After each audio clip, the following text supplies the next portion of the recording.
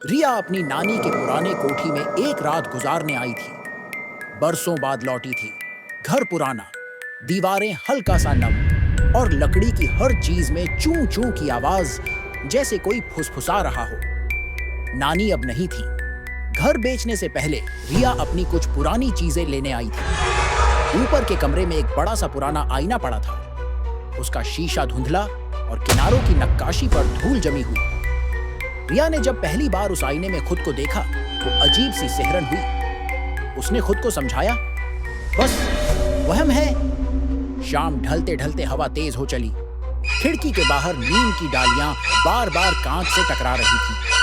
बिजली कई बार झपकी और पूरे कमरे में पल भर का अंधेरा छा जाता। रिया टॉर्च लेकर कोठी के कोनों का मुआयना करने लगी। पुराना झूला, जर्जर घड़ी जो अब बजती भी नहीं, और दीवार पर एक धुंधली तस्वीर जिसमें कोई अजनबी मुस्कुरा रहा था।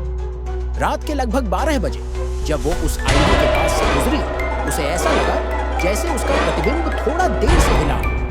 वह ठिठक गई। फिर देखा सब सामान्य। उसने हंसते हुए खुद से कहा, मैं ही ज्यादा सोच रही हूं।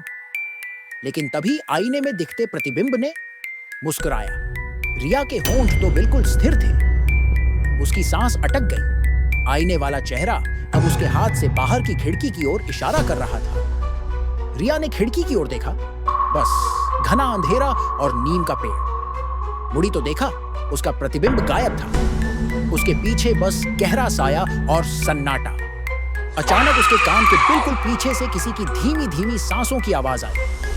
रिया जड़ हो गई। आईने का शीशा हल्का हल्का थरथराने लगा, जैसे कोई अंदर से थपथपा रहा हो।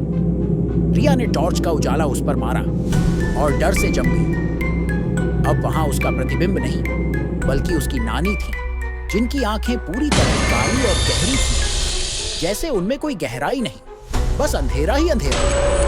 नानी के होंठ हिल रहे थे, लेकिन आवाज नहीं निकल रही थी।